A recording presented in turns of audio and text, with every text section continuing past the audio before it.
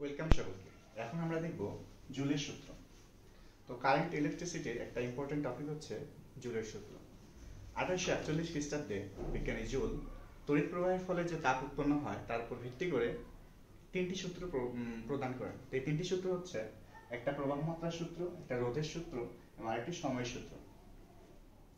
তো বিজ্ঞানী জুলের মতে যে যদি কোনো পরিবাহীর মধ্য দিয়ে তার রোধ এবং সময়কে অপরিবর্তিত রাখা হয় তবে তড়িৎ প্রবাহের ফলে যে তাপ উৎপন্ন হবে তা ওই তড়িৎ প্রবাহের বর্গের সমানুপাতিক। তো আমি যদি এটাকে ম্যাথমেটিক্স ভাবে প্রকাশ করতে চাই তাহলে এরকম হবে যে উৎপন্ন তাপ হবে তার তড়িৎ প্রবাহ তার বর্গের সমানুপাতিক। তাহলে উৎপন্ন তাপ হবে তড়িৎ প্রবাহের বর্গের সমানুপাতিক। যদি আরেকবার বলি, যদি কোনো পরিবাহীর রোধ এবং সময়কে অপরিবর্তিত রাখা হয় তবে তার মধ্য দিয়ে উৎপন্ন তাপ উৎপন্ন হবে তা হবে তড়িৎ প্রবাহের বর্গের সমানুপাতিক। দেন রোধের সূত্র। তো রোধের সূত্র মানে এখানে রোধটা চলবে, আই এবং টি অপরিবর্তিত থাকবে। তাহলে বলতে পারি কোনো পরিবাহী তড়িৎ প্রবাহ এবং সময় অপরিবর্তিত থাকলে তার মধ্য দিয়ে উৎপন্ন তাপ হবে রোধের সমানুপাতিক। তাহলে এইচ সমানুপাতিক আর, যেখানে আই এবং টি স্থির, এখানে আর এবং টি স্থির। এন্ড লাস্ট ওয়ান সময়ের সূত্র। তাহলে এটা থেকে বোঝা যাচ্ছে যেখানে সময়টা চলতে থাকবে এবং আই এবং আর কনস্ট্যান্ট থাকবে। তাহলে আমরা বলতে পারি কোনো পরিবাহীর তড়িৎ প্রবাহ এবং তার রোধ অপরিবর্তিত থাকলে তার মধ্য দিয়ে উৎপন্ন তাপ হবে তার সময়ের সমানুপাতিক। লিখতে পারি এইচ সমানুপাতিক টি, এখানে আই এবং আর কনস্ট্যান্ট। তো আমরা এই তিনটা সূত্রকে যদি একত্রে লিখি তাহলে লিখতে পারি এরকম এইচ সমানুপাতিক আই স্কয়ার দেন আর দেন টি। আমরা লিখতে পারি এইচ সমানুপাতিক আই স্কয়ার আর টি। তো আমরা জানি সমানুপাতিক চিহ্ন তুলে দিলে কি হয়, একটা সমান চিহ্ন হয় এবং একটা কনস্ট্যান্ট হয়। তো লিখতে পারি H equal K I square R T.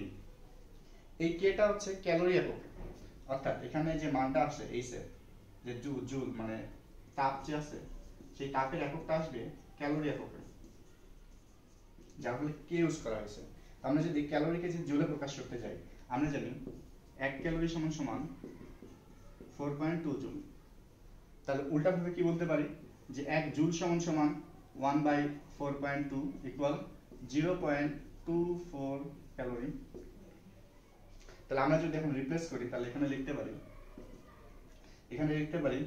0.24 J I square R টি। তো এটা হচ্ছে জুল এককে এবং এটা হচ্ছে ক্যালোরি এককে।